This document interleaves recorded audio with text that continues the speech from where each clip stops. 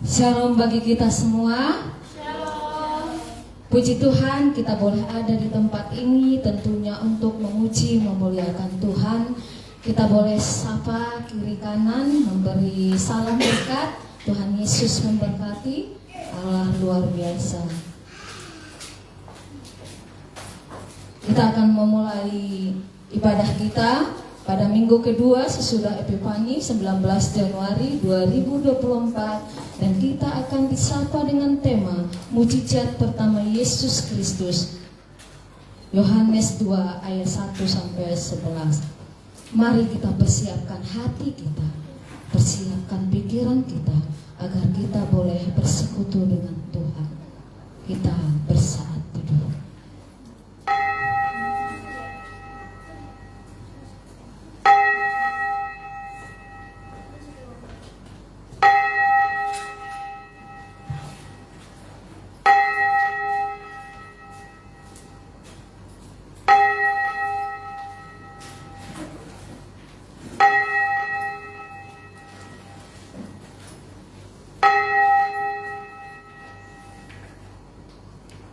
Amin. Kita menaikkan pujian kepada Tuhan Allah yang memberikan terang matahari, terang yang menyinari segala negeri, dan gunung dan padang, dan sawah dan ladang. Senang berseri, mari kita bernyanyi, bersuka cita, kita tunjukkan di dalam ekspresi jiwa dan melalui suara kita. Kita bernyanyi terang matahari.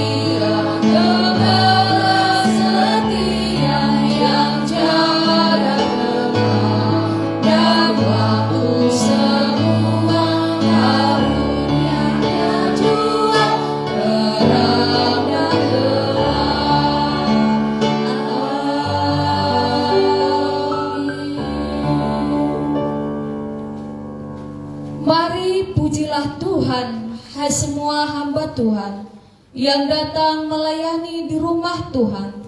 Pada waktu malam, angkatlah tanganmu ke tempat kudus dan pujilah Tuhan.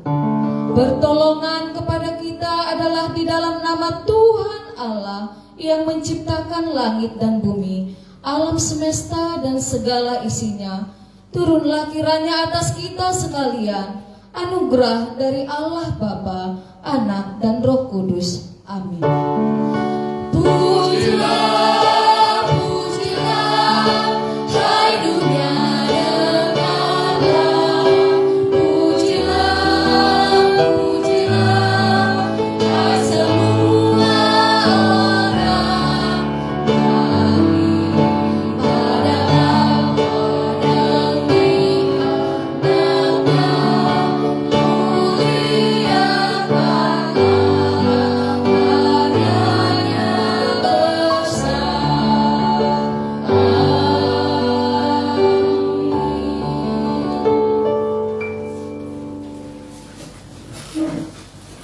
kita akan mengaku dosa kita kepada Dia yang telah memberikan keselamatan bagi kita.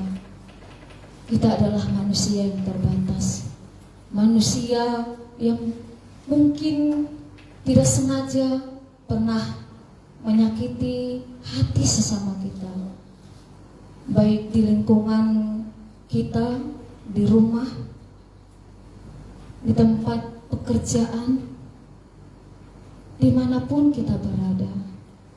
Mari Bapak Ibu, kita mengaku dosa kita, bahwa Dia adalah Maha Pengampun, yaitu Yesus Kristus.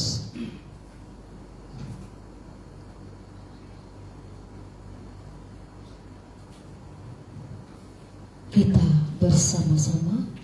Bapa kami yang di sorga, dengan kasih-Mu Engkau telah menjadikan kami, dan dengan kasih-Mu Engkau telah menjaga kami, dan dengan kasih-Mu Engkau juga hendak menjadikan kami sempurna. Dengan rendah hati kami mengaku bahwa kami seringkali tidak mengasihi-Mu dengan segenap hati, roh, jiwa, dan seluruh tenaga kami. Kami juga sering tidak mengasihi sama kami manusia, sebagaimana Kristus telah mengasihi kami. Memang Engkau di dalam kami, tetapi nafsu kami telah membuat kami lupa akan kehendak-Mu. Ampunkan kami Bapa, dan tolonglah kami agar kami bertobat dari dosa-dosa kami dan dari hidup kami yang salah itu. Pimpinlah kami dengan Roh-Mu, agar kami dapat berlaku seperti yang Engkau kehendaki, sehingga kami dapat masuk dalam kemuliaan yang sempurna daripada ciptaan-Mu, demi Yesus Kristus Tuhan kami. Amin. Segala tulisan yang diilhamkan Allah memang bermanfaat untuk mengajar, untuk menyatakan kesalahan, untuk memperbaiki kelakuan, dan untuk mendidik orang dalam kebenaran. Dengan demikian, tiap-tiap manusia kepunyaan Allah diperlengkapi untuk setiap perbuatan baik. Mari kita berdoa, doa Bapa kami. Bapa kami yang di sorga, dikuduskanlah nama-Mu. Datanglah kerajaan-Mu, jadilah kehendak-Mu di bumi seperti di sorga.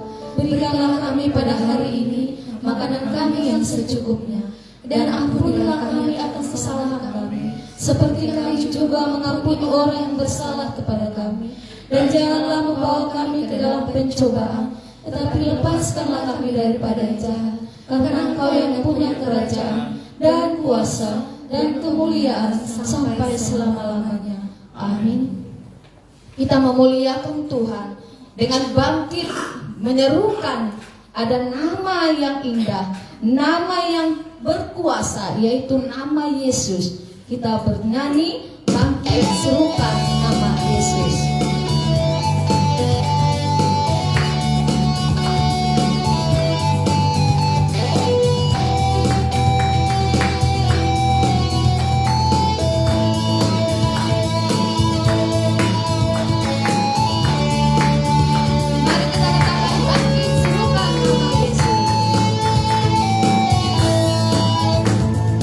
Bangkit, serukan nama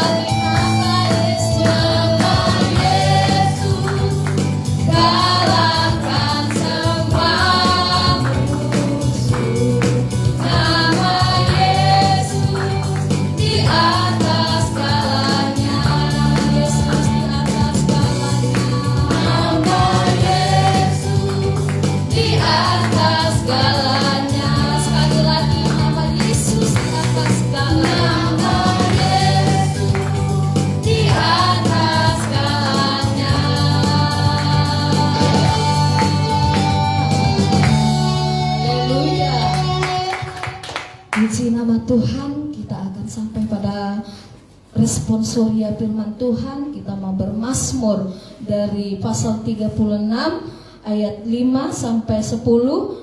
Saya akan membacakan di ayat 5, Bapak Ibu, saudara-saudara yang terkasih melanjutkan di ayat yang ke-6. Demikian bergantian di ayat yang terakhir, 10 kita bersama. Kejahatan dirancangkannya di tempat tidurnya. Ia menempatkan dirinya di jalan yang tidak baik. Apa yang jahat tidak ditolaknya. Ya Tuhan, kasih-Mu sampai ke langit, setia-Mu sampai ke awan. Keadilan-Mu adalah seperti gunung-gunung Allah. Hukum-Mu bagaikan samudra raya yang hebat. Manusia dan hewan Kau selamatkan ya Tuhan. Betapa berharganya kesetiaan-Mu ya Allah. Anak-anak manusia berlindung dalam naungan sayap-Mu. Mereka menyenangkan dirinya dengan lemak di rumah-Mu. Engkau memberi mereka minum dari sungai kesenangan-Mu. Sebab padamu ada sumber hayat. Di dalam terang-Mu kami melihat terang.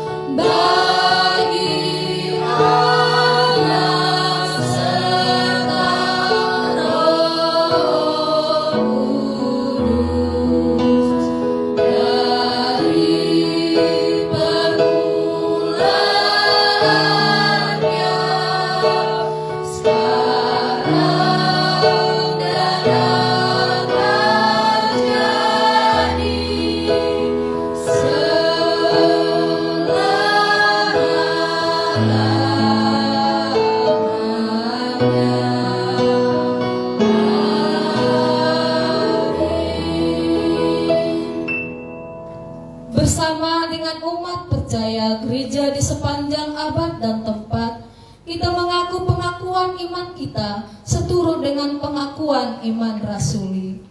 Aku percaya kepada Allah, Bapa yang Maha Kuasa, Khalik langit dan bumi, dan kepada Yesus Kristus, Anaknya yang tunggal Tuhan kita, yang dikandung daripada Roh Kudus, lahir dari anak darah Maria, yang menderita sengsara di bawah pemerintahan Pontius Pilatus, disalibkan, mati dan dikuburkan, turun ke dalam kerajaan maut, pada hari yang ketiga bangkit pula dari antara orang mati, naik ke surga, duduk di sebelah kanan Allah, Bapa yang Maha Kuasa, dan akan datang dari sana untuk menghakimi orang yang hidup dan yang mati. Aku percaya kepada Roh Kudus, gereja yang kudus dan am, persekutuan orang kudus, pengampunan dosa, kebangkitan daging, dan hidup yang kekal. Amin.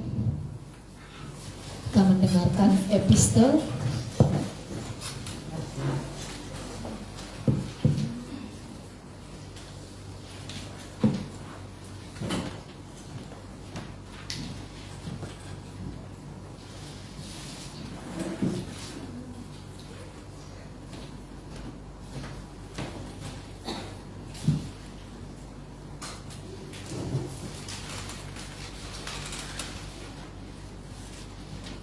Epistel kita terambil dari 1 Korintus pasal yang ke-12 ayat pertama hingga ke-11.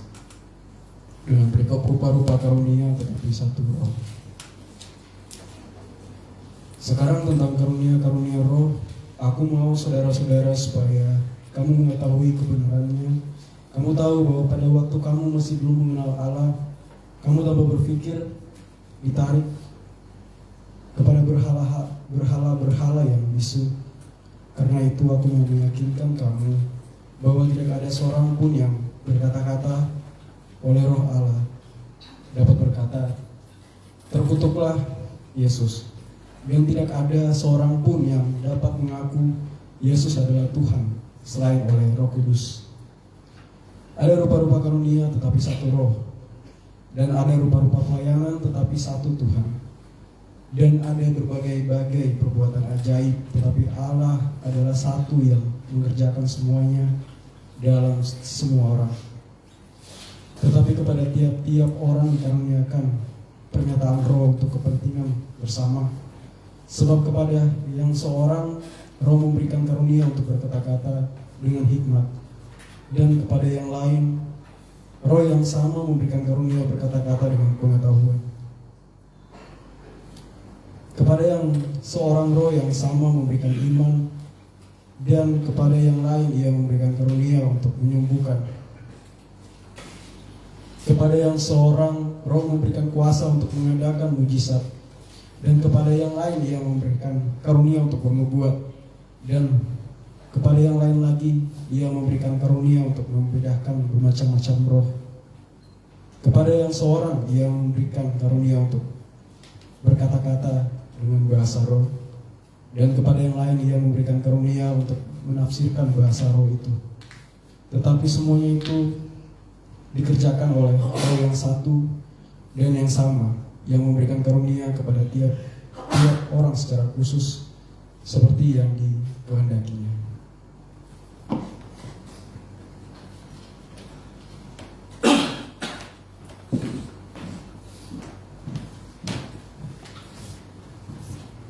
Berbahagialah setiap orang yang mendengarkan firman Tuhan serta melakukannya dalam kehidupannya sehari-hari. Kita mendengarkan persembahan pujian dari kelas meeting Yanti.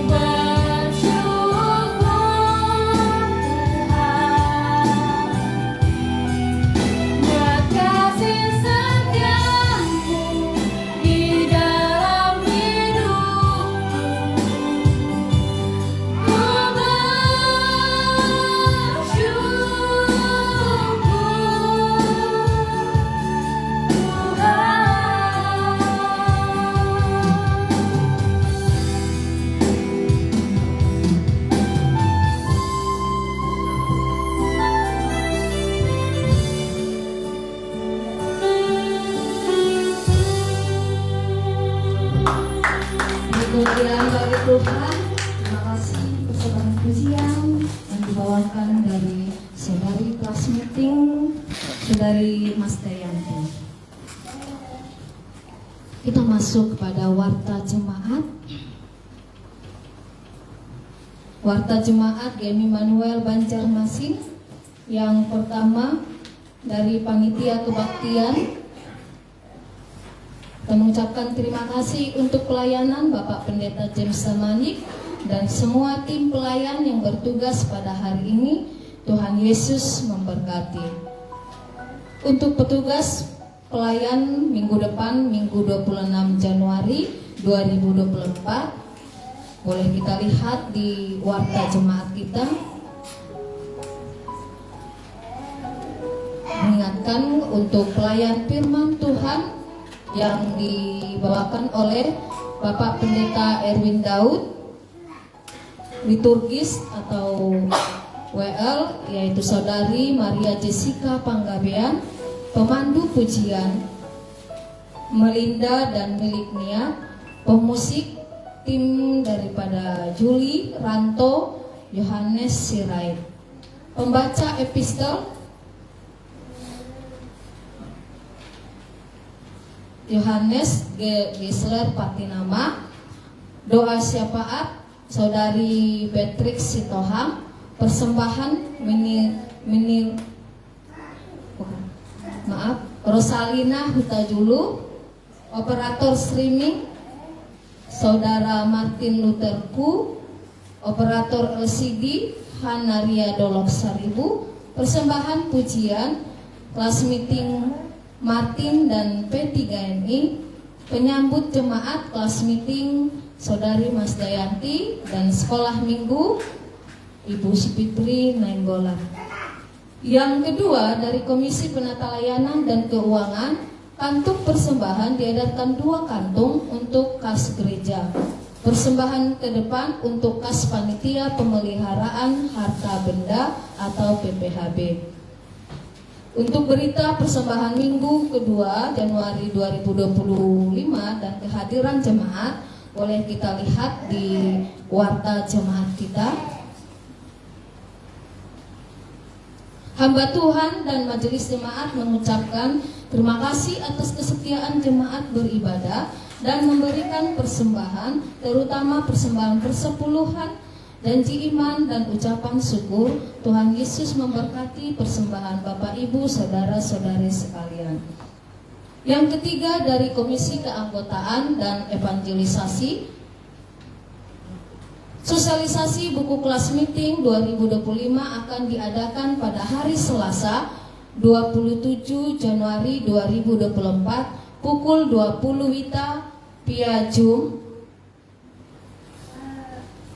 oleh Badan Keanggotaan dan Evangelisasi GMI Wilayah 2. Untuk pesertanya yaitu hamba Tuhan, majelis, lay speaker atau calon lay speaker, dan pemimpin kelas meeting.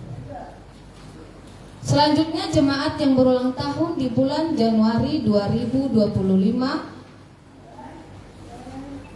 yaitu Saudara Amos Itali, Yohanes Ayu Waru, Martin Lutherku, Minilai Gule, Enike Tirania Sianipar. Kita doakan di dalam mereka boleh bersuka cita dengan bertambahnya umur dan mendapatkan bahagia selalu. Doa dan harapan Tuhan kabulkan. Tuhan Yesus memberkati. Untuk pokok-pokok doa boleh kita lihat di warta jemaat kita.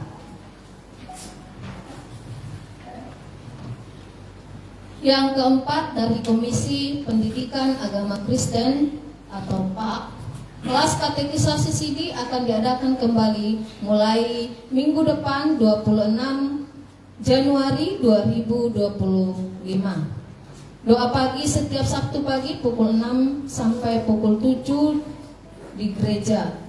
Renungan harian Sabda Kehidupan dibagikan setiap hari di grup WA jemaat. Dan juga gemar membaca Alkitab, boleh kita membawa warta jemaat untuk memakainya di dalam setiap membaca firman Tuhan. Yang kelima, dari Panitia Pemeliharaan Harta Benda atau PPHB, untuk kebutuhan sarana beribadah, kita membutuhkan 2 lusin kursi citos di tempat kebaktian.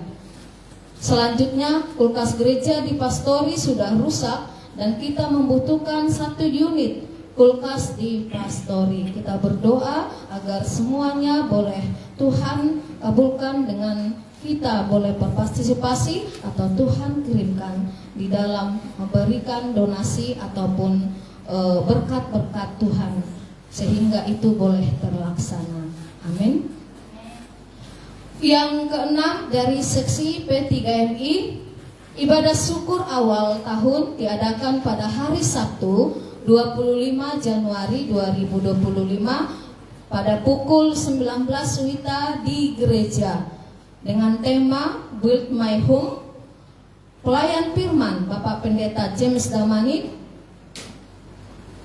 WL dan singer kelas meeting Mas Dayanti, dan pemusik Saudara Juli, Ranto, dan Jojo.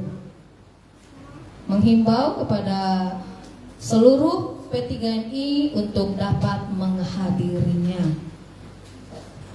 Selanjutnya akan diadakan rapat pengurus P3MI dengan waktu dan tempat akan diinformasikan melalui grup WA. Dan yang ketujuh, rapat majelis Panitia Natal dan PPLPG. Rapat gabungan akan diadakan minggu depan 26 Januari 2025 setelah ibadah minggu, mengingatkan kehadiran semua majelis Panitia Natal dan PPLPG. Tuhan Yesus memberkati dan kita boleh berpartisipasi dan semuanya boleh terlaksana. Bapak Ibu, saudara-saudara yang terkasih, kita akan masuk kepada doa syafaat dan sebelumnya kita naikkan pujian bagi Tuhan. Sentuh hatiku. Ada Bapa yang baik, Bapa yang selalu menantikan kehadiran kita, Bapa yang selalu mengharapkan kita datang kepadanya. Dia selalu menyertai kita karena Dia adalah kasih yang memiliki kasih yang sempurna dan kasih-Nya tiada pernah berhenti. Mari kita nyanyikan betapa aku mencintai.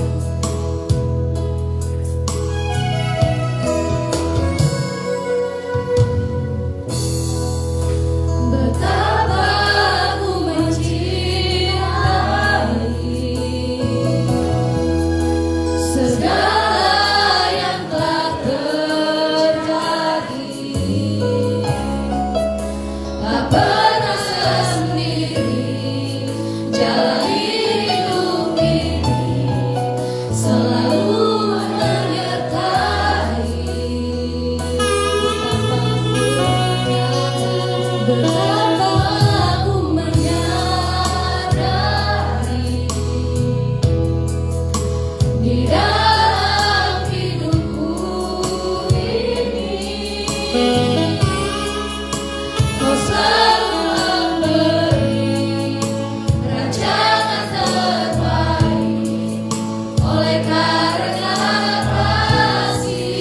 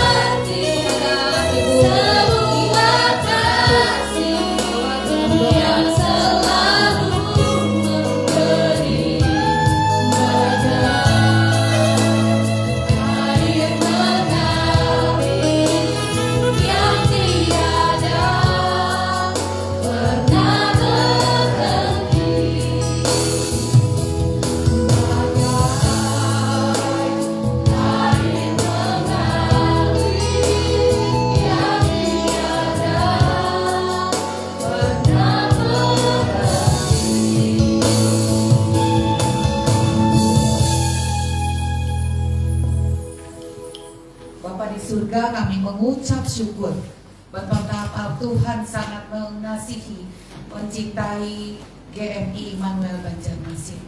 Dalam kehadiran pertolongan Tuhan yang senantiasa menjaga kami. Demikian juga jemaat-Mu ya Bapa, di tengah banyak kesulitan-kesulitan genangan air karena rob dan karena banjir, kuasa Tuhan menolong kami untuk kami tetap setia kepadamu. Kami berdoa untuk bangsa negara kami Bapa, demikian juga dengan Banjarmasin dan Sekalsel yang tercinta ini. Tuhan menjaga, melindungi, menolong setiap para aparatur negara untuk melakukannya dengan takut akan Tuhan dan mengasihi rakyat. Karena itu ya Bapa, kami mengharapkan belas kasihan Tuhan, melindungi setiap jemaat-Mu dan juga anak-anak yang kuliah, yang sedang kos di dalam menghadapi dan berhikmat menghadapi kesulitan di dalam musim penghujan ini. Kami menyerahkan ke dalam tangan-Mu Bapa. Kami juga berdoa untuk kebutuhan dana dari wilayah yang membangun Geraha GMI. Kuasa Tuhan menolong mereka untuk dapat menyelesaikan pembangunan Geraha dengan baik. Demikian juga kami ya Bapa, di dalam pergumulan untuk membeli satu lahan di depan gereja kami. Kiranya Engkau Bapa menolong kami. Meskipun kami berpikir harganya sangat mahal, tetapi oleh kemurahan Tuhan dan hanya Engkau sumber berkat bagi kami yang menolong kami untuk dapat membeli tanah gereja, sehingga kami tidak mengalami kesulitan Bapak dalam memperbesar kerajaan-Mu di Banjarmasin ini. Kami juga berdoa untuk panitia PPLPG, Bapak Pendeta Erwin dan timnya, untuk akan mengadakan rapat. Kiranya Engkau menolong semua boleh ikut rapat di dalam mengerjakan proyek besar dari Tuhan ini, dan kuasa Tuhan melindungi sehingga kami mendapat jalan keluar di tengah-tengah kesulitan. Juga berdoa Bapak PPHB untuk mengerjakan kebutuhan kursi 2 lusin kitos dan juga kebutuhan lemari pendingin atau kulkas. Kuasa Tuhan yang besar itu kami andalkan. Karena itu Bapak, kami mau mengerjakan proyeknya Tuhan untuk kami dapat melakukan pelayanan yang terbaik bagimu. Kami juga menyerahkan Bapak jemaat kami yang tidak hadir saat ini, baik kesulitan kendaraan ataupun pergumulan-pergumulan yang lain. Tuhan sadarkan, beri semangat, beri jalan keluar, sehingga dalam minggu depan boleh beribadah bersama-sama dengan kami. Kami juga berdoa Bapa untuk setiap majelis dan setiap komisi-komisinya dalam pembagian tugas yang sudah dibebankan kepada tim majelis. Menolong Bapa, Roh Kudus mengingatkan akan tugas-tugas yang harus dikerjakan. Kami berdoa untuk majelis dapat menjadi teladan, dapat mengerjakan, melayani Raja segala raja, sehingga kami boleh menyelesaikan pelayanan kami dengan baik. Kami juga berdoa Bapa untuk anak-anak sekolah minggu yang sudah rapat guru-guru sekolah minggu pada minggu lalu, hendak menawarkan ibadah kepada sekolah negeri dalam perayaan Paskah atau pelayanan ulang tahun anak. Kiranya Engkau memberkati kreativitas guru sekolah minggu ini. Tuhan menolong mereka untuk mencari jiwa, sehingga kami bisa menemukan jiwa-jiwa baru pada anak-anak sekolah minggu. Kami juga berdoa untuk acara kebersamaan guru-guru sekolah minggu. Engkau memberkati, kiranya boleh terwujud sehingga kesatuan semakin nyata, semakin terjadi saling peduli, saling menolong, dan kami bisa menjadi tim yang lebih baik lagi sebagai guru sekolah minggu. Kami juga berdoa Bapak untuk P3MI yang akan melaksanakan awal ibadah dengan ibadah Build My Home. Dalam tema itu kami berdoa Bapak, kuasa Tuhan menolong semua anak-anak P3MI, terutama pemimpin kelas meeting, boleh berperan dalam kebaktian awal ibadah ini. Berkati setiap usaha, setiap visi misi yang dibebankan padanya Bapak. Kami menyerahkan GMI ke dalam tangan-Mu. Oleh anugerah-Mu, Kau menolong tetangga-tetangga kami ya Bapak, yang sering mengalami kesulitan karena rumahnya terendam air. Bapak, Engkau berikan kesehatan, Kau memberikan hikmat dalam kasih sayang-Mu. Terima kasih Bapak, kami menyerahkan hamba-hamba Tuhan ke dalam tangan-Mu. Beri kekuatan, beri kuasa yang dari Allah mengerjakan pelayanan untuk Bapak. Terima kasih Bapak, di dalam nama Tuhan Yesus Kristus kami berdoa dan mengucap syukur. Amin. Mari kita sambut firman Tuhan dengan menyanyikan mujizat hidup Bapak.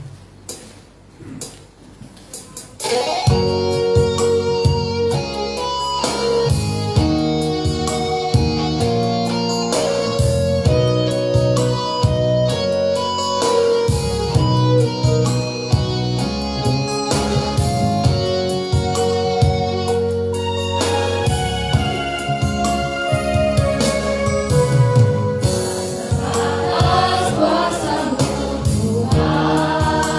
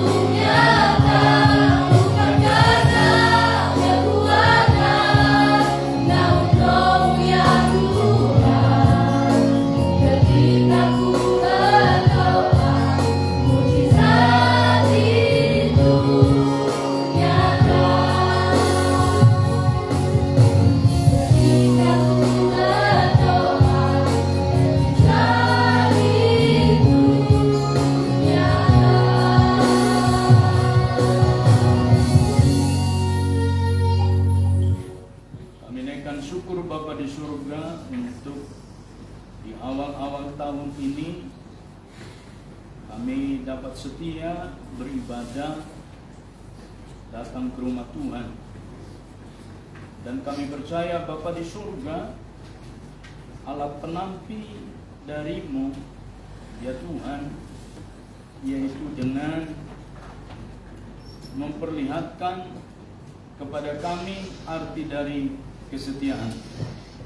Kami mengucap syukur Bapa di surga, Engkau menolong kami mengalami satu karunia. Apapun rintangan dan tantangan yang kami hadapi, iman kami tidak goyah, dan setiap langkah kami tertuju kepada Engkau ya Tuhan. Tolonglah kami Bapa di surga, sehingga hidup kami berdampak dan menyebarkan bau yang harum yang disenangi banyak orang dimanapun berada, sehingga menjadi daya tarik bagi banyak orang melihat Tuhan atas sikap kami semua. Berbicaralah ya Tuhan kepada setiap kami, tolonglah kami, berkatilah firman-Mu. Dalam nama Yesus kami juga menyerahkan anak sekolah minggu yang belajar, Tuhan berkati guru sekolah minggu yang mengajar, sehingga mereka dibekali firman Tuhan sedini mungkin. Dalam nama Yesus kami mengucap syukur dan menyambut firman. Amin. Firman Tuhan pada minggu yang kedua setelah Epifani diambil dari Injil Yohanes pasal yang kedua ayat 1 sampai dengan ayat yang ke-11. Demikian firman Tuhan, saya akan membaca untuk kita sekalian. Pada hari ketiga ada perkawinan di Kana yang di Galilea, dan ibu Yesus ada di situ. Yesus dan murid-muridnya diundang juga ke perkawinan itu. Ketika mereka kekurangan anggur, ibu Yesus berkata kepadanya, mereka kehabisan anggur. Kata Yesus kepadanya, mau apakah engkau dari aku ibu? Saatku belum tiba. Ibu Yesus berkata kepada pelayan-pelayan, apa yang dikatakannya kepadamu, lakukanlah itu. Di situ ada 6 tempayan yang disediakan untuk pembasuhan menurut adat orang Yahudi.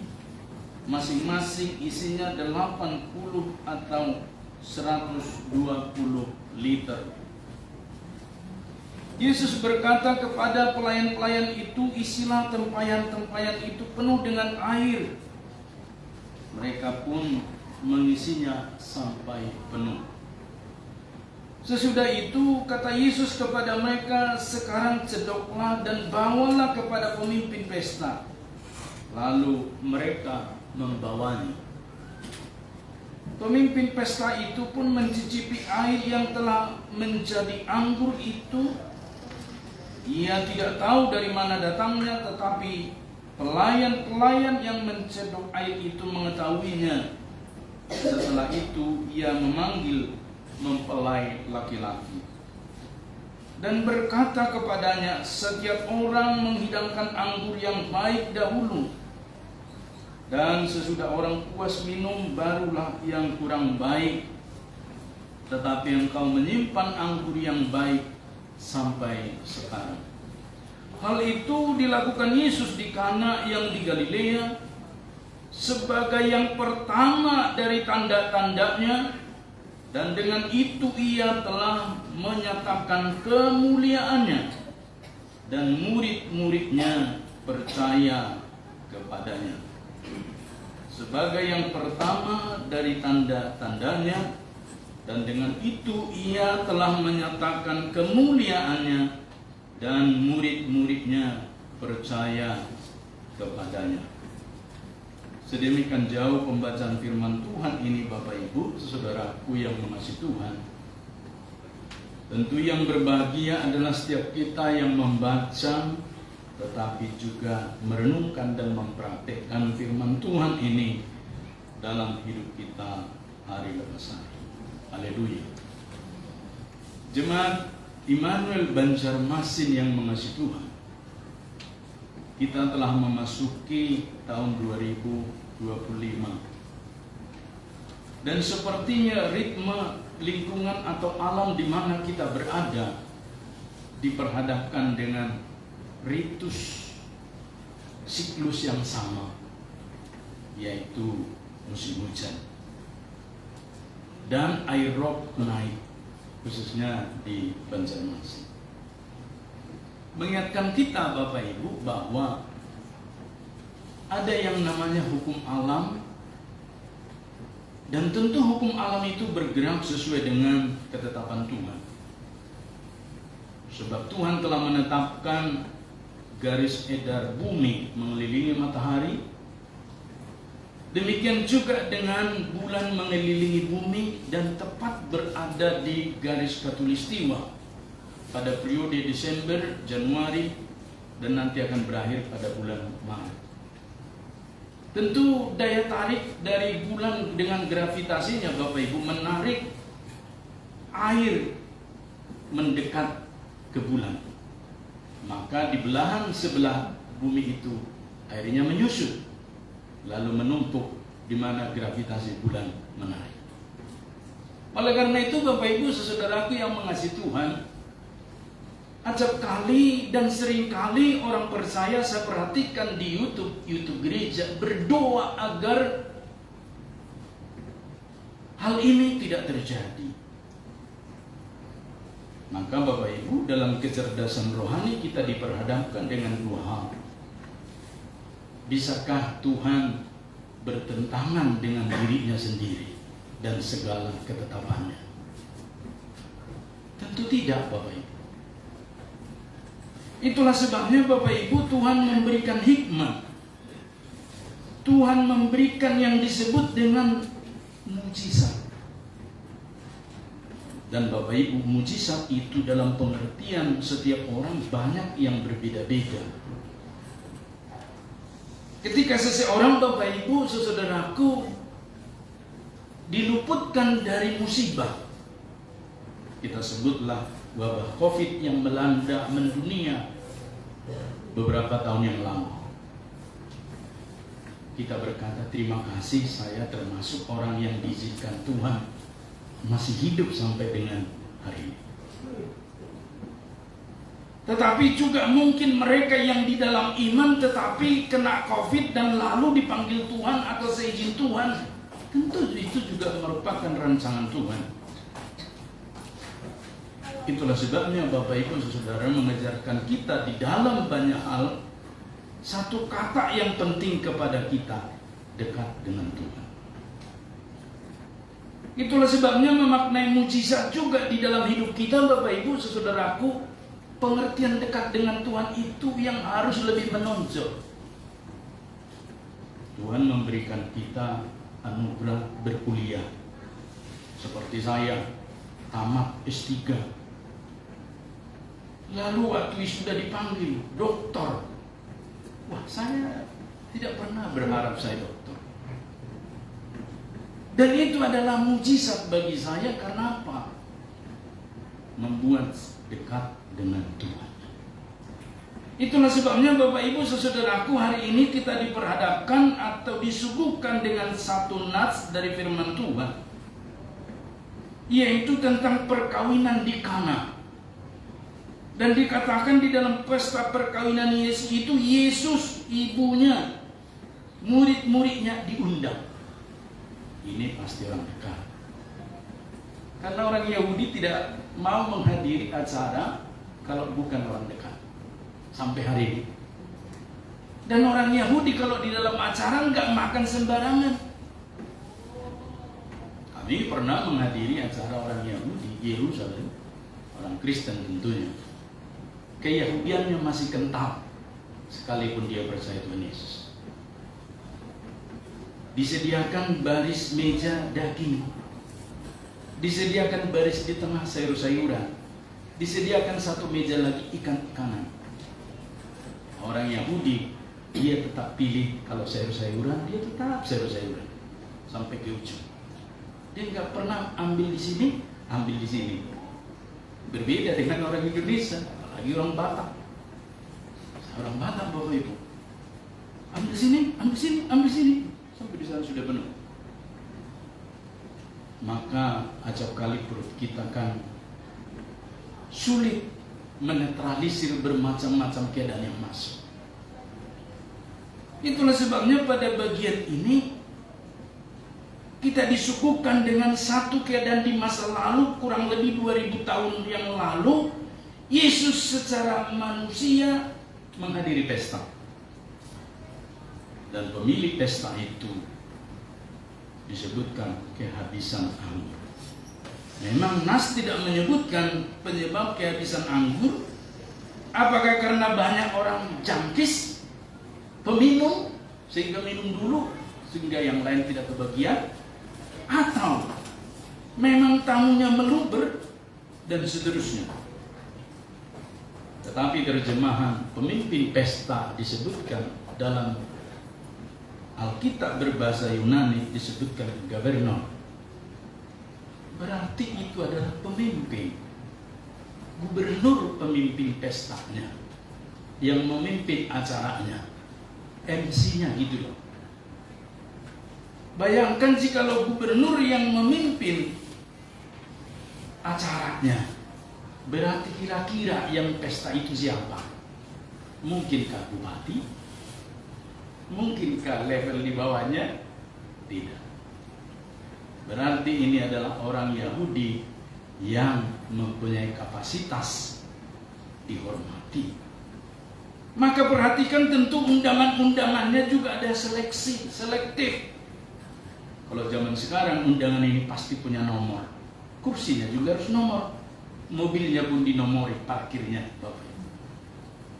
Dan ini mengingatkan kita satu model ketika dalam kondisi yang sudah ditata rapi dan pesta yang sungguh luar biasa dari seorang yang berwibawa sekalipun mengalami kesulitan.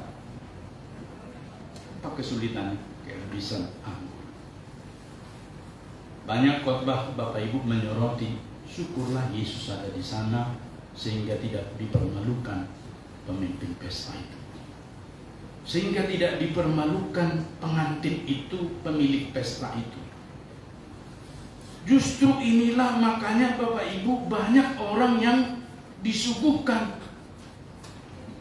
bahwa perkawinan dimulai dengan kehadiran Yesus. Maka tidak heran Bapak Ibu kalau kita ziarah ke Israel, masuk ke daerah ini ada ritualnya bagi yang membawa pasangannya. Di sana pernikahannya diteguhkan kembali. Sekalipun banyak yang menyalahartikannya. Ada yang dari di Indonesia dia tidak membawa pasangannya. Dan kebetulan dia membawa pasangan entah dari mana, diteguhkanlah di sana. Dan dibawalah surat itu ke Indonesia. Ini istri saya sah juga katanya. Rumit persoalan jadi. Tetapi pada bagian ini kita melihat Bapak Ibu, nas ini menerangkan tentang paling tidak yaitu 4 hal latar belakangnya. Dan kita ingat Bapak Ibu, Saudara, Alkitab kita ini selalu mempunyai konteks. Itulah sebabnya tidak cuma satu ayat tidak berurutan. Ini selalu ada jalan ceritanya. Ini selalu membuat satu jalan cerita dari kitab Kejadian sampai Wahyu. Dan penuh dengan narasi.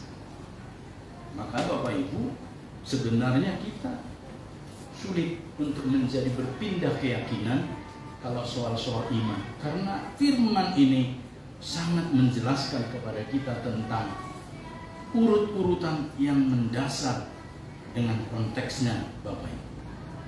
Nah, pada bagian ini disebutkan bahwa Tuhan Yesus datang ke pesta itu sebagai manusia. Perhatikanlah di lingkungan di mana kita berada. Walaupun tidak diucapkan oleh saudara kita yang berbeda keyakinan dengan kita, tetapi di dalam benak mereka, di dalam pikiran mereka, selalu muncul pertanyaan, jikalau Yesus yang adalah Tuhan itu menjadi manusia, maka seperti kita manusia dia lakukan dong. Dan kita malu-malu menjawab, kurang tahu. Harusnya kita menjawab iya, sebab Yesus itu manusia 100%. Yesus tidur enggak? Tidur. Yesus bermimpi enggak? Bermimpi juga, kan manusia membawa mimpi juga. Tetapi yang menarik dalam diri Yesus sebagai manusia itu ada yang disebut hakikat ilahi karena dia adalah Allah. Maka dia tidak bisa dan tidak mampu berbuat dosa. Nah, itu bedanya dengan kita. Karena kita ini adalah daging, buatan. Dalam Alkitab disebutkan ini adalah sarx. Daging ini mempunyai keinginan. Tapi daging Yesus, dia tidak mampu berbuat dosa. Maka Bapak Ibu, apa yang telah terjadi ini mengingatkan kita bahwa Tuhan Yesus itu sungguh seorang manusia sejak kelahirannya di Bethlehem sampai dengan dewasa.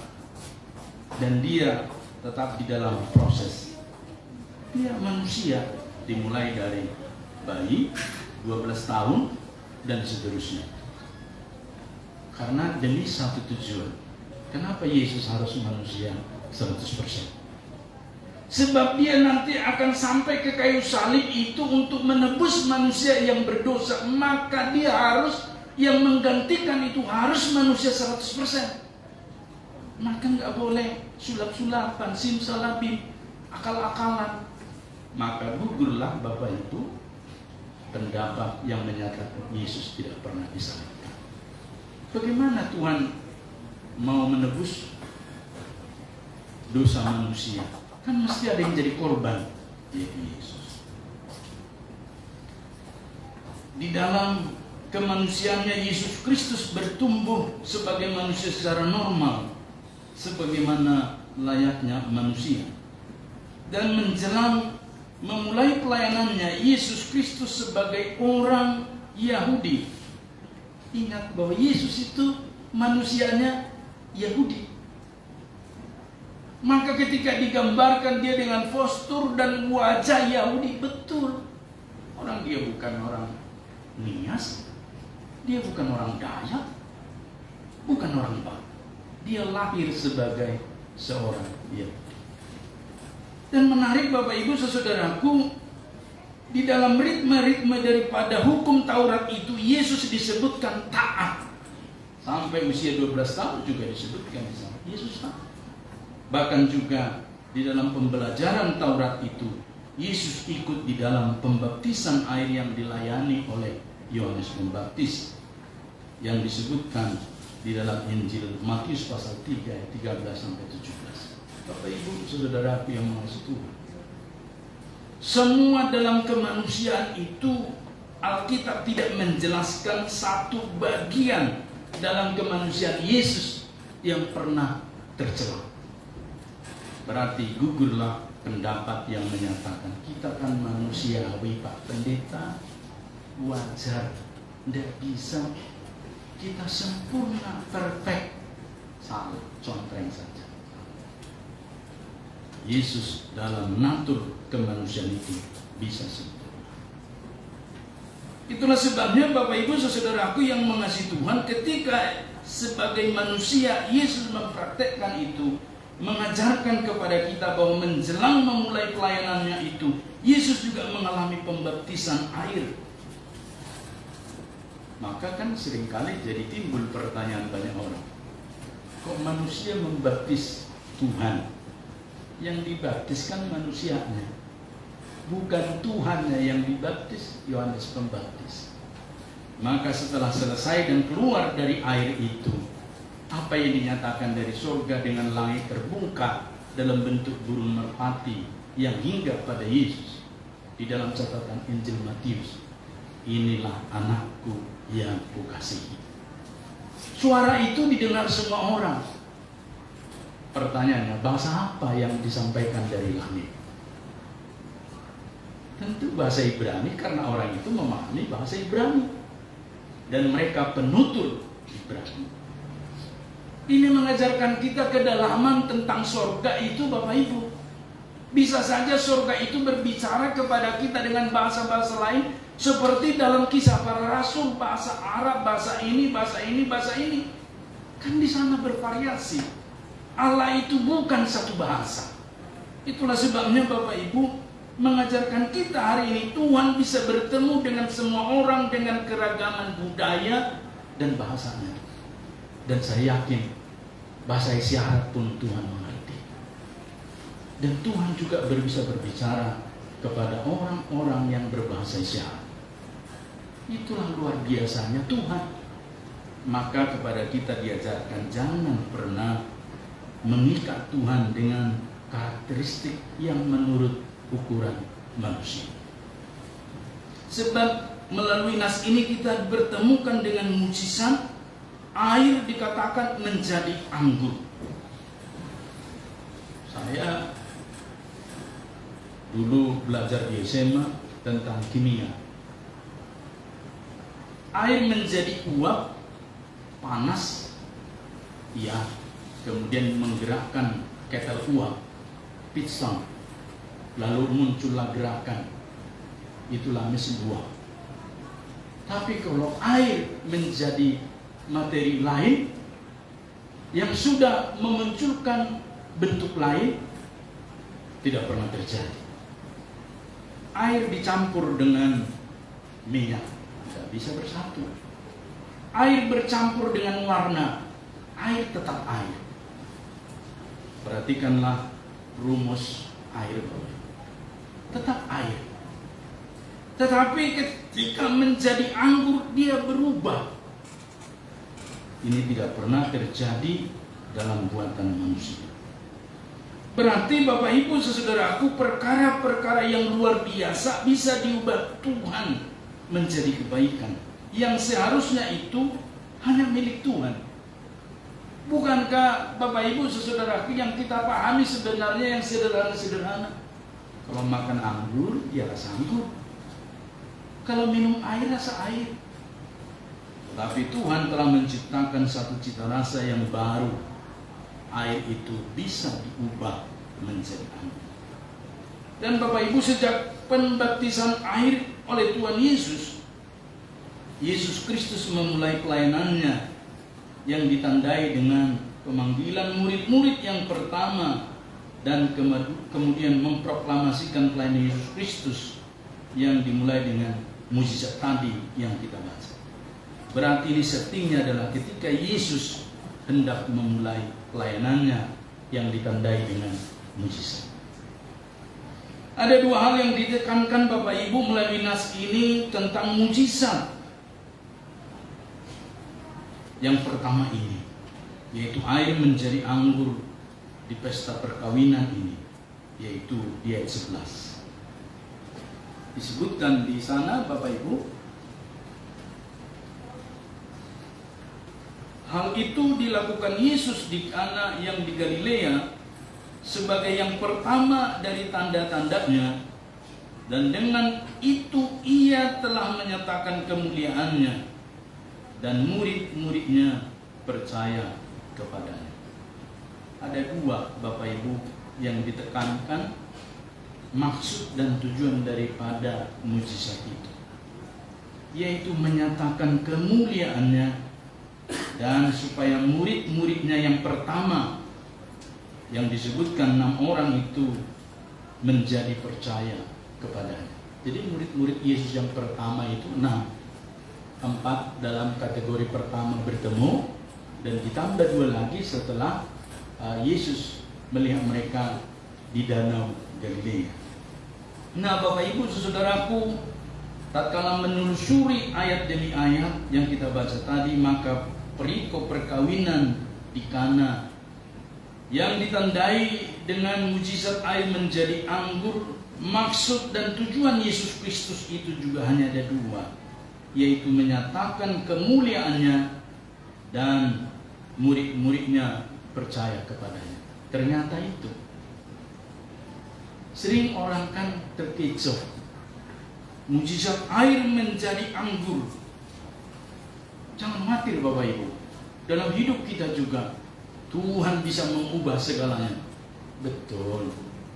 Tapi Tuhan tidak pernah melanggar hukum alam yang telah Ia tetapkan. Masa iya seseorang tidak sekolah tamat SD misalnya bisa ujuk-ujuk dia kerja di bank? Karena syarat untuk kerja di bank ini minimal, misalnya D3 akuntansi. Ya masa iya dia tidak tamat SD kerja di situ? Kan itu hukum yang bertentangan, Bapak Ibu. Oleh karena itu, mukjizat air menjadi anggur itu memang menyelamatkan wajah Maria Ibu Yesus dari rasa malu kepada pelayan-pelayan, karena sebelumnya sudah merekomendasikan para pelayan-pelayan untuk menghadap Yesus. Kan ada disebut tadi. Nanti apa yang dikatakan Yesus, lakukanlah. Jika Yesus tidak melakukan, malunya seperti apalah Ibu Yesus. Juga menyelamatkan wajah pemilik pesta kawin tersebut dari kritikan dan sungut-sungut para undangan karena tidak kebagian air anggur. Dalam pesta orang Yahudi, anggur itu selalu menjadi prioritas. Tapi yang menarik, orang Yahudi nggak pernah mabuk anggur. Berbeda dengan orang Yunani, orang Roma yang datang ke Yerusalem suka mabuk-mabukan. Dan ini sesuatu yang menarik dalam hidup orang Yahudi, Bapak Ibu, itu merupakan sesuatu yang spesial bagi mereka. Sehingga wajah pemilik pesta kawin itu diselamatkan dari kritikan. Karena memang betul ya Bapak Ibu, kalau dalam satu pesta perkawinan ada yang kurang kan, apalagi makanannya kurang, apalagi misalnya ini dan ini kurang, pasti mendapat kritikan. Saya pernah mengikuti salah satu pesta suku tertentu di Bengkulu. Bisa dia mengundang 5.000 orang dan banyak beberapa kecamatan. Hanya dengan kuah, sedikit togi, sedikit mie, dan dicuap-cuapkan di situ di dalam mangkok kecil. Dan menarik Bapak Ibu, mereka tidak mengkritik pemilik pesta karena budayanya seperti itu. Tetapi ketika berpesta di kampung kami dengan model seperti itu, tentu akan dikritik, mana jagal babinya. Dan kalau daging babi itu juga dihidangkan pakai ember, dan mencedoknya juga pakai kobokan gayu. Karena nggak biasa disendok sedikit-sedikit, 3-4 potong isinya. Sangat berbeda dengan di kampung Bengkulu yang kami ikuti. Oleh karena itu pada bagian ini pemilik pesta itu Bapak Ibu, rasa malunya itu diselamatkan oleh mujizat Tuhan Yesus. Memang betul. Dan juga menjadi jawaban atas mereka yang ingin menikmati makan dan minum sepuasnya di pesta hajatan orang lain. Memang betul. Kan saya juga pernah jadi mahasiswa di Medan. Kita punya daftar di mana rumah tempat pesta itu hari apa, dan biasanya hari Sabtu. Dan kita sudah hadir di sana dengan amplop kita. Dan kita juga ikut salam-salaman. Dan Bapak Ibu, maka kalimat yang pertama keluar adalah PGAK. Bukan pendidikan guru agama Kristen, tapi perbaikan gizi anak kos. Dan saya 4 kali sebulan itu makan yang bergairah dan bergizi karena PGA. Tentu memang Bapak Ibu, bagi mereka ini adalah jawaban. Tapi apa iya mukjizat air menjadi anggur itu hanya sesederhana itu dan selevel itu Bapak Ibu? Dan ternyata di balik semua orang-orang yang berkepentingan itu ada dua kelompok yang sangat memerlukan verifikasi tentang perkataan atau firman dari Yesus Kristus atas hidup mereka. Itu ternyata ada dua kelompok yang hendak diselamatkan Yesus melalui mujizat itu. Siapa mereka, Bapak Ibu?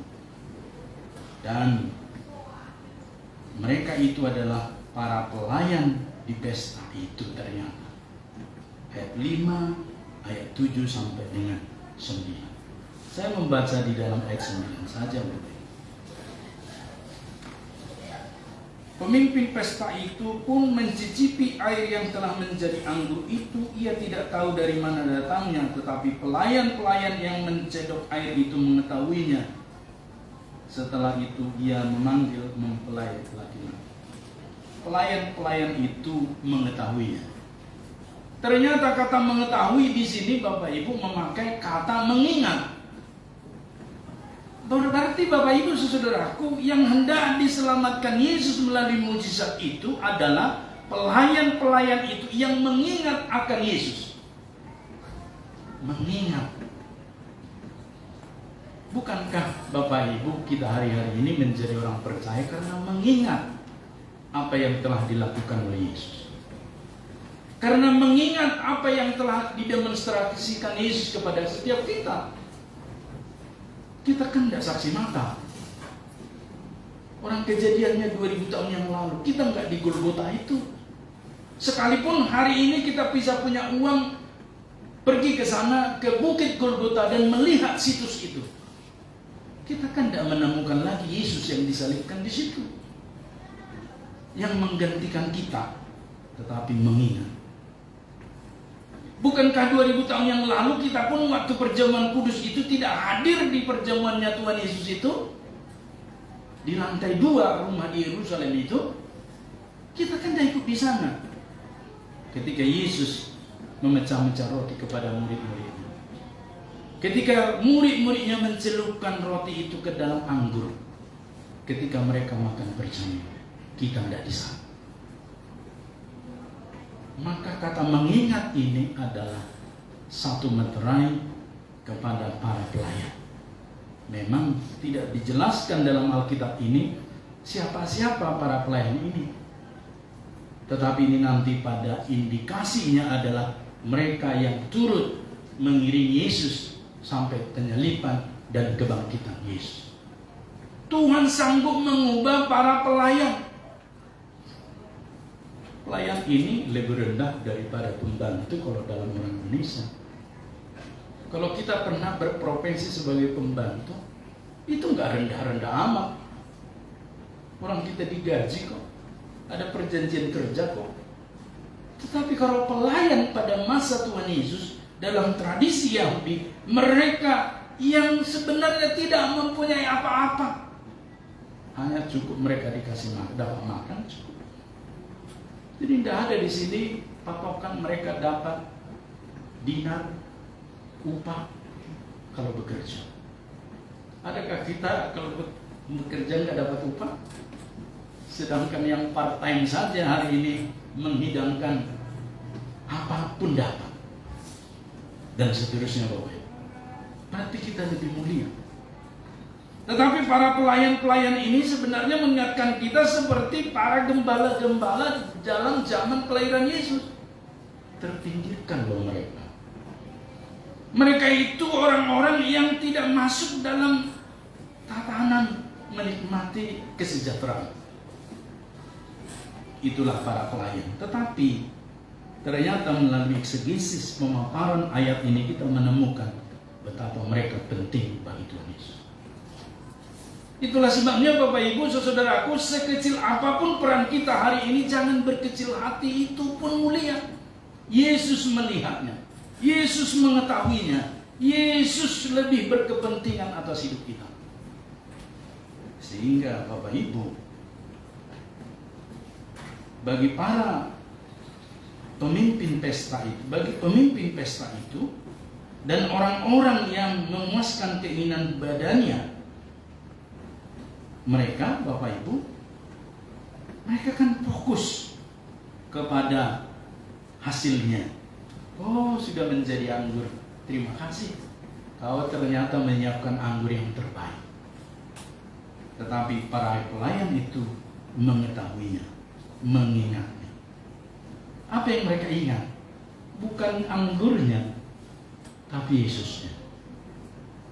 Dalam keadaan apapun, Bapak Ibu, sebenarnya mengajarkan kita dalam profesi itu, ingatlah Yesus.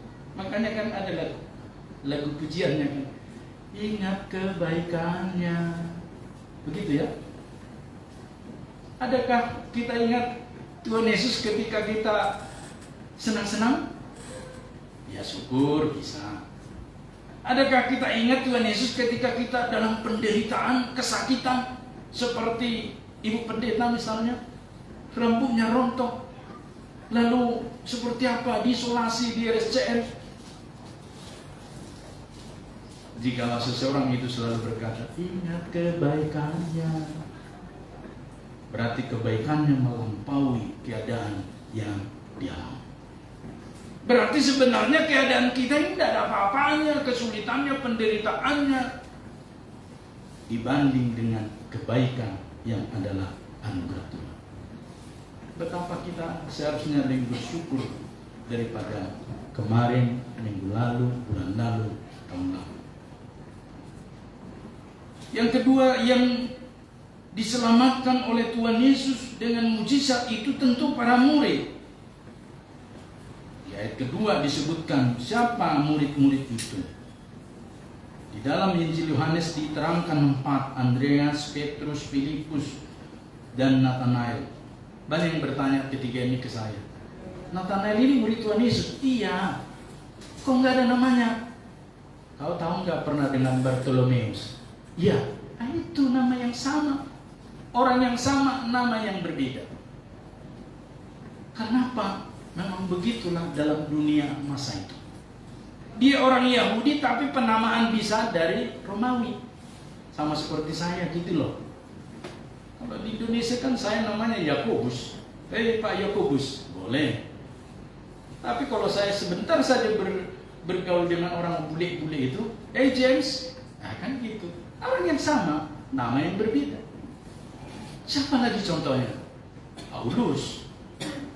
Paulus itu nama Romawi. Tetapi nama dia sebagai orang Ibrani adalah Saulus. Saul.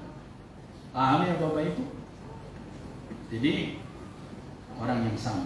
Berarti Nathanael ini adalah Bartolomeus. Oh, di mana ditemukan itu? Baca aja nanti di dalam Matius 4 ayat 18, 21. Juga di dalam ayat 40, Yohanes 1 ayat 40 sampai 49. Ada disebutkan di sana. Yang kok di Injil Matius 4, kok di Yohanes ini kok ada disebut 6? Bapak Ibu, yang satu melengkapi kekurangan yang lain.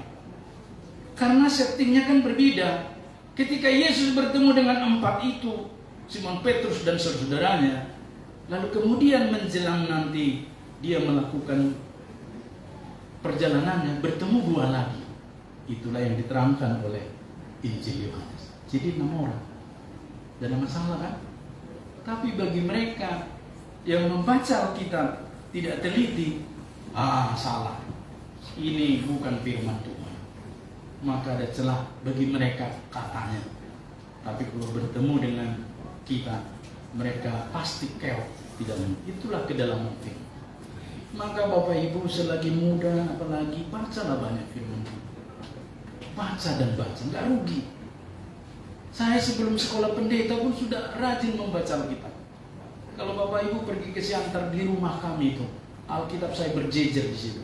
Berarti saya termasuk penggemar membaca Alkitab. Berbagai versi saya baca. Yang bahasa Karo, yang bahasa Simalungun, yang bahasa Jawa, saya baca Bapak. Dan saya mencoba membandingkannya betapa kayanya Tuhan kita itu. Dan kalau diterjemahkan ke dalam semua bahasa-bahasa di Borneo ini, betapa ratusan firman Tuhan itu menyebar. Bahasa Penayatan, bahasa Kenya, bahasa macam-macam. Kalau kita membaca semakin diberkahi, sehingga kita semakin mengagungkan Tuhan Bapak Ibu. Tujuan utamanya Sehingga pada bagian ini kita belajar bahwa murid-murid itu semakin mengerti. Kan mereka tadinya muridnya Yohanes Pembaptis, lalu mengikuti Yesus kemudian.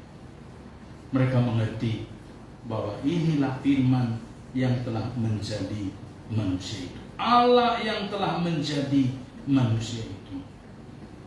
Oleh karena itu, Bapak Ibu, saudaraku yang mengasihi Tuhan, para pelayan itu bertemu dengan pembuat mukjizat.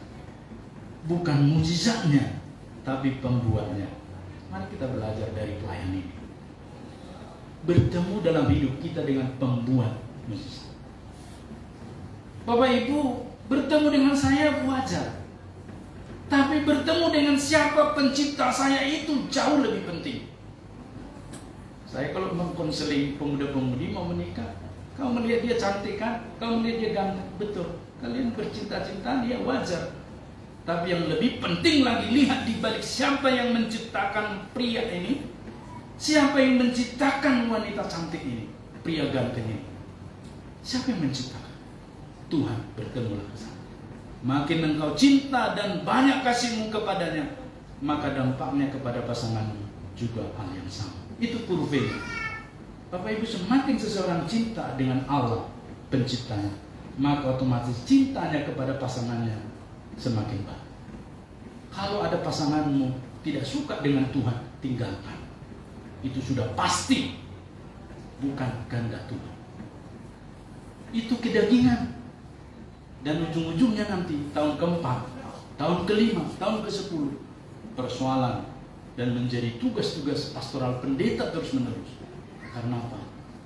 Yang ributlah, yang UFO terbanglah di rumah, yang inilah dan itu dan seterusnya.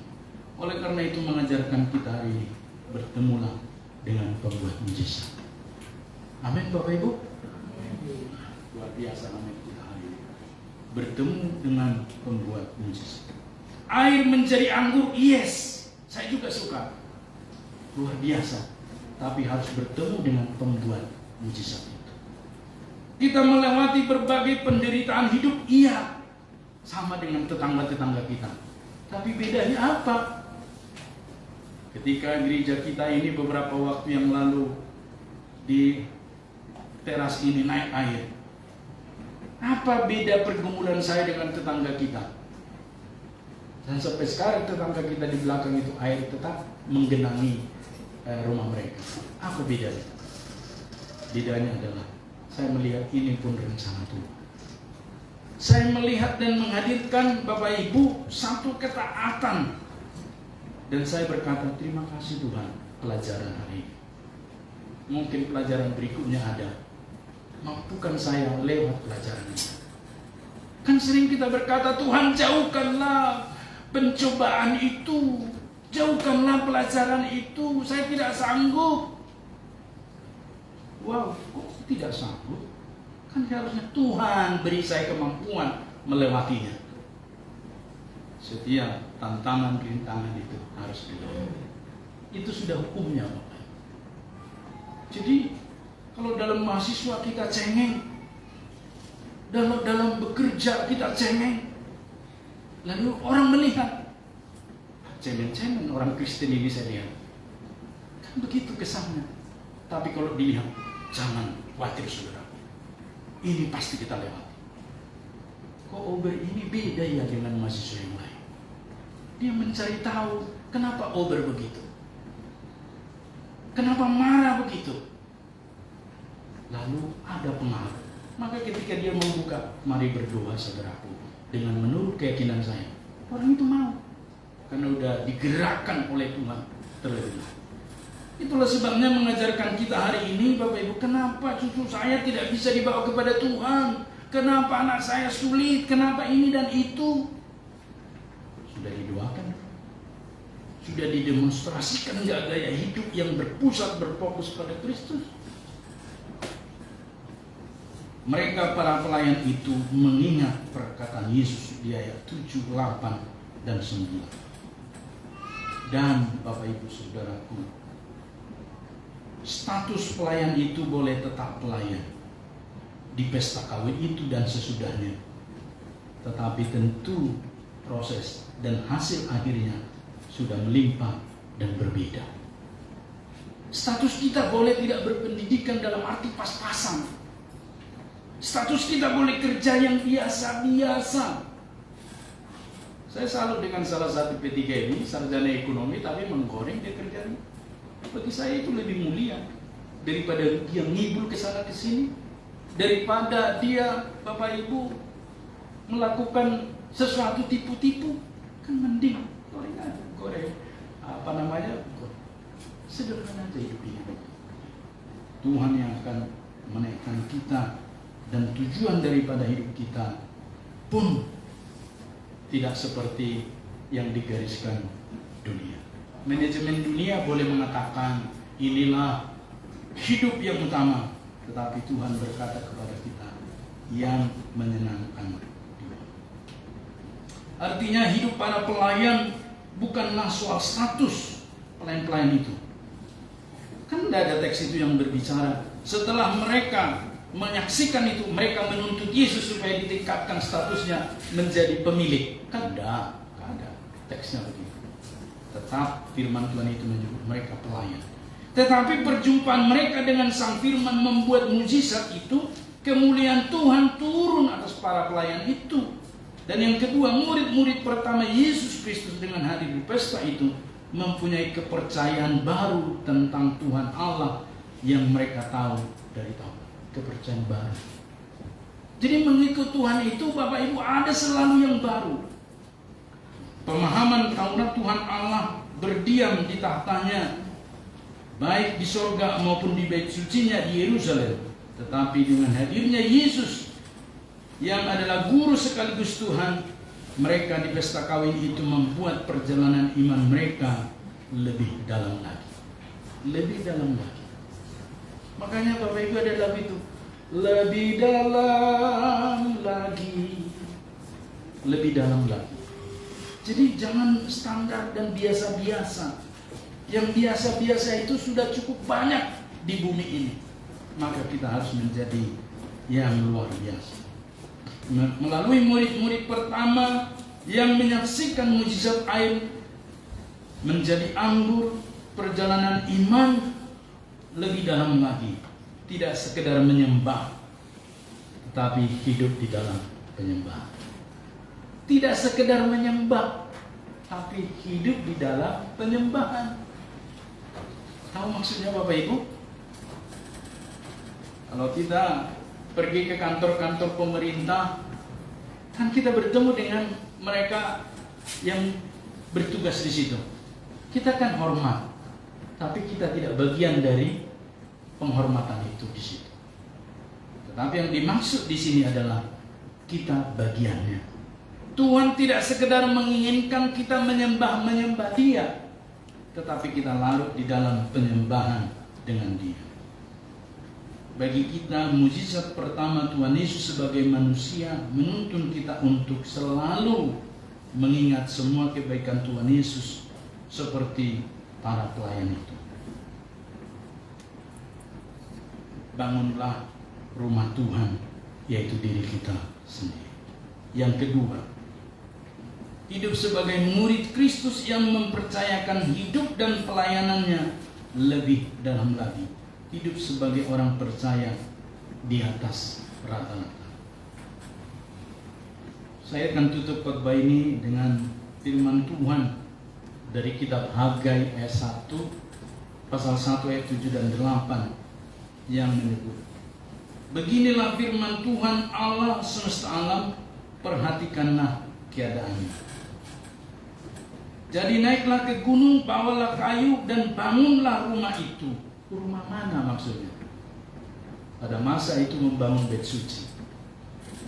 Pada masa Yesus kita membangun rumah, yaitu diri kita sendiri. Maka aku akan berkenan kepadanya dan akan menyatakan kemuliaanku di situ, firman Tuhan.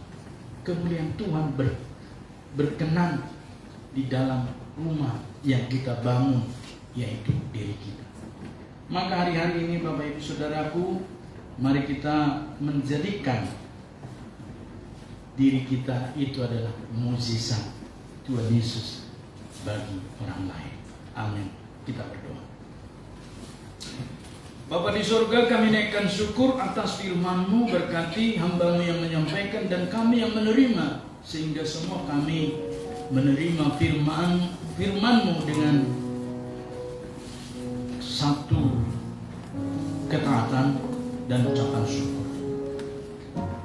Oleh karenanya Bapa di surga, kami menyerahkan agar jemaat Metodis menyebar dan menjadi berkat di kota Banjarmasin, sehingga mereka mengalami pembaruan-pembaruan melalui rumah ibadah.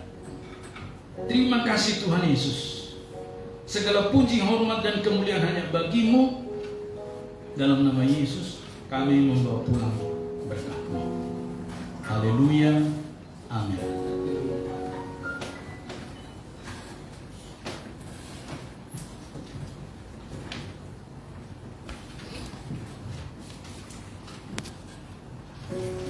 Jemaat yang dikasihi Tuhan, firman Tuhan berkata, sebab Dia adalah Allah kita, dan kitalah umat gembalaannya, dan kawanan domba tuntunan Kami. Pada hari ini, sekiranya kamu mendengar suaranya, janganlah keraskan hatimu, seperti di Meribah, seperti pada hari di masa di padang gurun. Kita akan memberikan persembahan yang terbaik bagi Tuhan, sambil kita memuji memuliakan Tuhan dari nyanyian rohani Metodis 28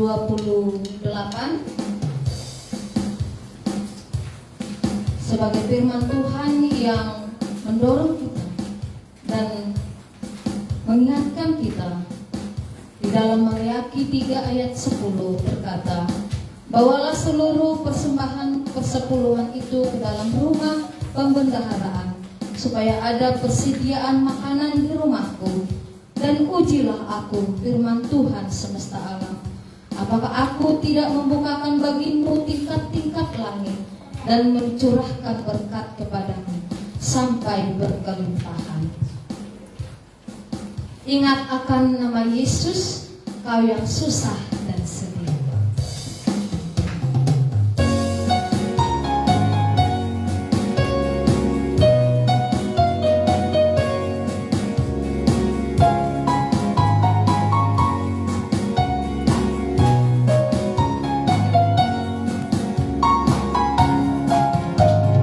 Ingat akan nama Yesus, kau yang susah dan sedih. Nama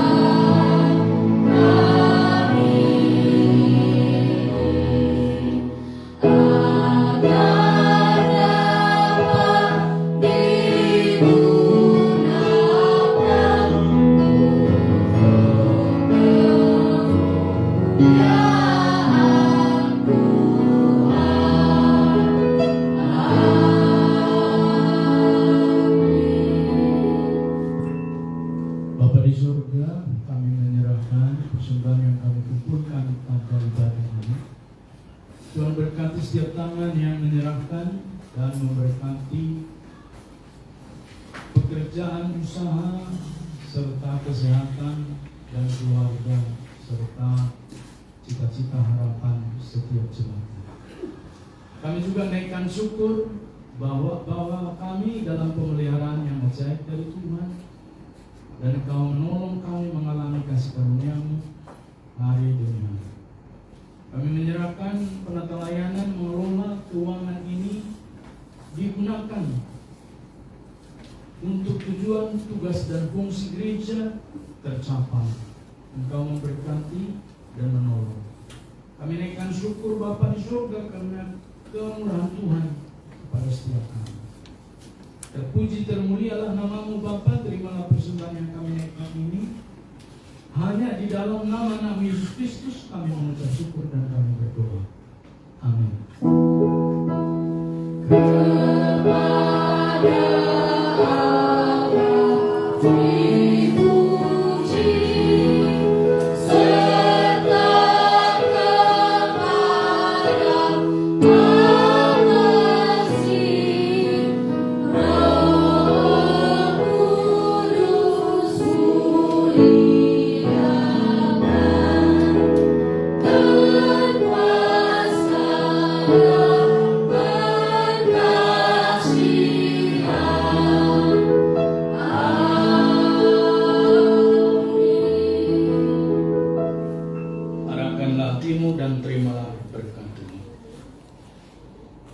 Kiranya kasih karunia dan damai sejahtera daripada Tuhan kita Yesus Kristus, kasih sayang dari Allah Bapa dan persekutuan dengan Roh Kudus menyertai dan menjaga memeliharakan setiap kita